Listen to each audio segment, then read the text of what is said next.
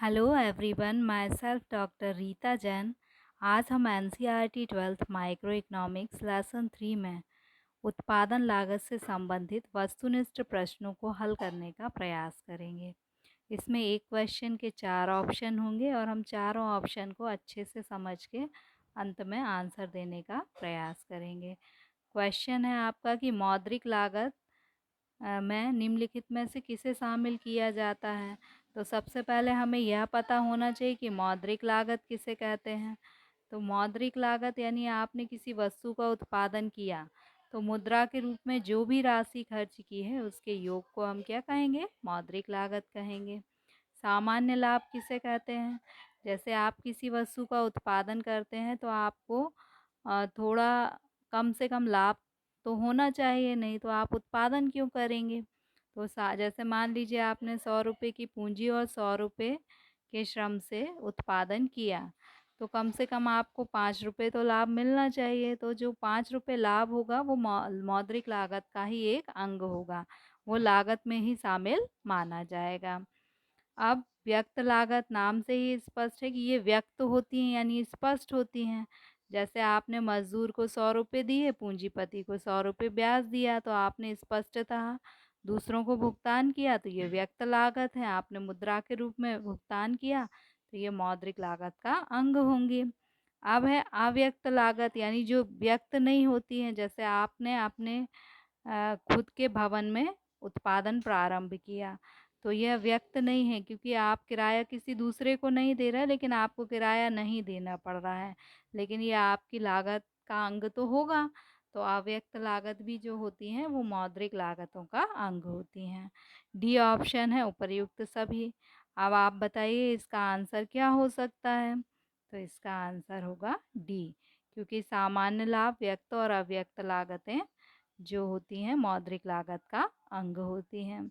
अब इस क्वेश्चन को हमें दो दृष्टि से करना है, एक तो ऑब्जेक्टिव की दृष्टि से, बाकी इसमें जो लिखा हुआ है ये 1 और 2 नंबर में पूछा जाता है, तो ये आप इनको लिख लेंगे कि सामान्य लाभ किसे कहते हैं, मौद्रिक लागत किसे कहते हैं। चलिए सेकंड नंबर का क्वेश्चन है आपका कि कौन स्थिर लागत नहीं है। अब हमें पहले ये पता होना चाहिए कि स्थिर लागत किसे कहते हैं। तो स्थिर लागत वह लागत होती है जिसमें उत्पादन आप कम करें या ज़्यादा करें, स्थिर लागत सदैव क्या होती है, स्थिर रहती है। तो हम अब 4 ऑप्शन में देखते हैं कि कौन कौन सी लागत है जो स्थिर रहती हैं और कौन सी स्थिर नहीं रहती। जैसे बीमा प्रीमियम है, यदि आप उत्पादन ज़्यादा करें या कम करें, बीमा प्रीमियम क्या रहेगा, एक बार जितना देना है वह स्थिर ही रहेगा। ब्याज, आपने किसी से पैसा उधार लिया है तो आपको साल के अंत में ब्याज देना होगा, चाहे आप उत्पादन करें या ना करें, तो यह भी आपकी स्थिर लागत हुई। अब कच्चा माल, जैसे मान लीजिए कि आपकी सूती वस्त्र बनाने की फैक्ट्री है, तो जो कपास होगा वो क्या होगा, कच्चा माल होगा। तो जो कपास होगा वो यदि आप उत्पादन ज़्यादा करेंगे तो कपास ज़्यादा लगेगा, और कम उत्पादन करेंगे तो कपास कम लगेगा।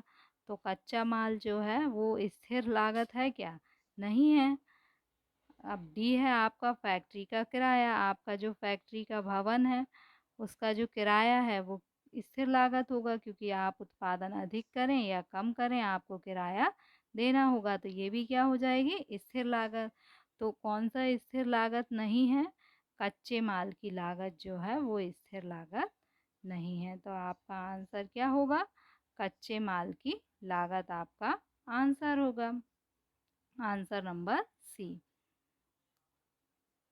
क्वेश्चन नंबर 3 है कि उत्पादन में वृद्धि के साथ साथ कुल और स्थिर लागत का अंतर कैसा होता है।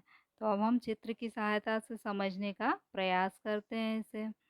ये है आपकी कुल स्थिर लागत और ये है आपकी कुल लागत। पूछा है उत्पादन में वृद्धि, जब आप इतना उत्पादन करते हैं तो स्थिर लागत, ये अंतर क्या है, इतना है। जब आप उत्पादन इतना करते हैं तो ये अंतर कितना हो जाता है, इतना। यानी उत्पादन में वृद्धि के साथ साथ कुल लागत और स्थिर लागत के बीच का अंतर क्या है, ये बढ़ रहा है। तो इसमें आंसर कौन सा हो जाएगा आपका, ए बी सी डी में से कौन सा आंसर होगा। आपका आंसर होगा बी कि उत्पादन में वृद्धि के साथ साथ कुल और स्थिर लागत का अंतर क्या होता है, बढ़ता है। अगला क्वेश्चन है आपका कि उत्पादन की मात्रा में परिवर्तन का प्रभाव। उत्पादन की मात्रा में परिवर्तन का अर्थ है कि आप उत्पादन को बढ़ाते हैं या घटाते हैं तो उससे किस पर प्रभाव पड़ता है, क्या प्रभाव पड़ता है, तो स्थिर और परिवर्तनशील लागत पर प्रभाव पड़ता है। तो ये ऑप्शन गलत है क्योंकि स्थिर लागत तो क्या होती हैं, वो स्थिर रहती हैं, तो उत्पादन की मात्रा में परिवर्तन का उन पर प्रभाव नहीं पड़ता, जबकि परिवर्तनशील लागत उत्पादन की मात्रा में परिवर्तन के साथ परिवर्तित होती हैं तो उन पर प्रभाव पड़ता है। तो ये ऑप्शन आपका गलत हुआ। इसके बाद केवल परिवर्तनशील लागतों पर पड़ता है, तो हाँ, परिवर्तनशील लागत जो होती हैं उत्पादन बढ़ने पर परिवर्तनशील लागत भी क्या हो जाती हैं, बढ़ जाती हैं। केवल स्थिर लागतों पर पड़ता है, तो स्थिर लागतों पर तो स्थिर लागत क्या होती हैं, स्थिर रहती हैं, इसलिए इन पर उत्पादन की मात्रा में परिवर्तन का प्रभाव नहीं पड़ता। इनमें से कोई नहीं, तो कोई नहीं इसलिए नहीं है क्योंकि बी वाला ऑप्शन क्या है आपका, सही है।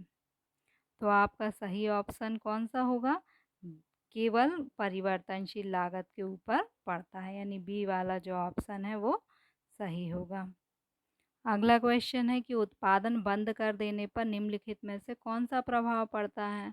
तो उत्पादन यदि आप बंद कर देते हैं तो पहला है स्थिर लागत बढ़ जाती है, तो स्थिर लागत तो क्या होती है, स्थिर रहती है, ये बढ़ती नहीं है, तो ये वाला ऑप्शन क्या हो जाएगा, गलत हो जाएगा।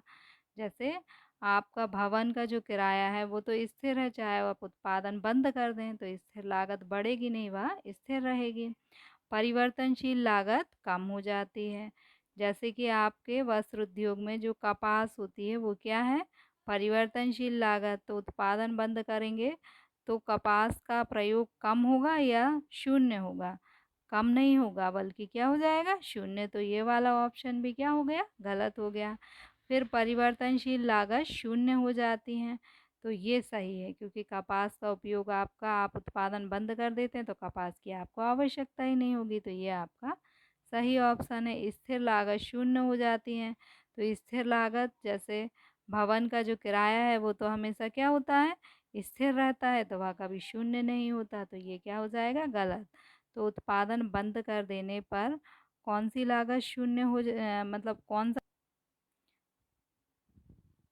परिवर्तनशील लागत जो होती हैं वो उत्पादन बंद कर देने पर शून्य हो जाती हैं। क्वेश्चन नंबर 6 है, निम्नलिखित में से क्या सही है। तो ये देखिए आपको टीसी यानी कुल लागत का फॉर्मूला है टीएफसी प्लस टीवीसी। मान लीजिए कि आप भवन का किराया 100 रुपये देते हैं और मजदूरी 50 रुपये देते हैं, तो आपका 150 क्या हो गया, टीसी कुल लागत हो गई। अब यदि आपको टीवीसी निकालना है तो आप क्या करेंगे, 150 जो आपकी कुल लागत है आपको टीवीसी निकालना है, तो आप ये आपकी टीसी हो गई। अब आप क्या करेंगे, इसमें से स्थिर लागत टीएफसी को क्या करेंगे, माइनस कर देंगे, तो 150 में से आप 50 माइनस करेंगे तो आपको 100 रुपये क्या बच जाएगी, आपकी टीवीसी बच जाएगी, यानी TC minus TFC equal to TVC. तो पहला आंसर क्या है आपका, सही है कि यदि आपको टीवीसी निकालना है तो टीसी में से टीवीसी को आप क्या करेंगे, माइनस कर देंगे।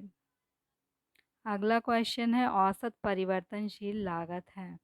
तो आपने एक चीज़ याद रखना है जो आपने 10th में पढ़ी होगी कि जब भी हम औसत निकालते हैं तो भाग देते हैं, तो भाग वाला एक ही ऑप्शन है, तो ये सही होगा। यानी यदि हम टोटल वेरिएबल कॉस्ट में उत्पादन की मात्रा का भाग देंगे तो हमें क्या प्राप्त हो जाएगा, औसत परिवर्तनशील लागतें प्राप्त हो जाएंगी। तो औसत परिवर्तनशील लागत क्या है, टीवीसी में हम भाग देंगे क्यू का तो हमें औसत परिवर्तनशील लागत प्राप्त होगी। अगला क्वेश्चन है कि उत्पादन में वृद्धि के साथ साथ कुल लागत और कुल परिवर्तनशील लागत में अंतर। तो ये देखिए ये है कुल लागत और ये है परिवर्तनशील लागत। अब इनके बीच आप उत्पादन इतना करें तब भी अंतर कितना है, इतना ही है। आप उत्पादन इतना करें तब भी इन दोनों के बीच का अंतर कैसा है, बराबर है। यानी चाहे उत्पादन कम किया जाए या अधिक किया जाए, इन दोनों के बीच का अंतर कैसा होता है, ये बराबर रहता है। तो बराबर को हम क्या कह सकते हैं, स्थिर कह सकते हैं। तो उत्पादन की मात्रा में वृद्धि के साथ साथ कुल लागत और कुल परिवर्तनशील लागत में अंतर क्या हो जाएगा, इन दोनों के बीच में अंतर स्थिर रहता है।